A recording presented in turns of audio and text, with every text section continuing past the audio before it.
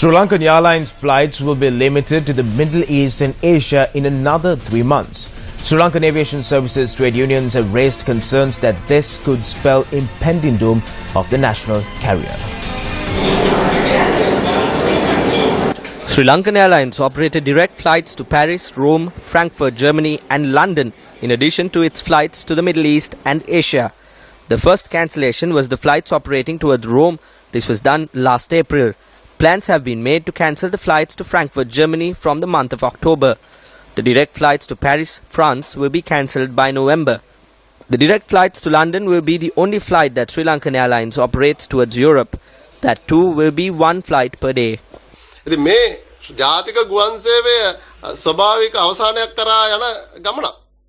national carrier is heading towards a natural death. When we cancel the flights to destinations like Paris and Frankfurt, the amount of tourists arriving from these countries will decline. This will in turn affect the tourism industry. While we are reducing the number of destinations, other carriers are expanding to these destinations.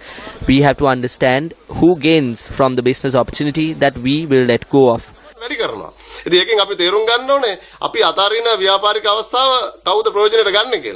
Flights operating towards Europe are being cancelled in a backdrop where an individual has been appointed to the designation of promotions head for Europe and America. There are officers in Europe who are working for SriLankan Airlines and are receiving a large salary even at present. Such decisions were reached on earlier occasions as well. Flights to Frankfurt and Paris were cancelled and reinstated on a number of occasions. Certain decisions were made purely based on political motives. Public funds are being wasted due to decisions such as this one.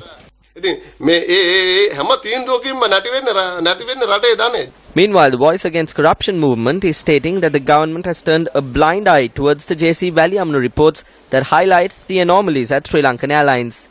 The services of SriLankan Airlines are being handed over to other aviation companies. Now they are planning on selling off the destinations to which SriLankan Airlines operates to. The recommendations of the JC Valiamnu report have not been implemented. The individuals who caused harm to SriLankan Airlines are still free. What has happened now is that the national carrier has come to a stage where it's facing a huge risk. Therefore, what the government should do is, instead of holding discussions regarding selling this company, they should hold discussions as to how to raise SriLankan Airlines from this crisis.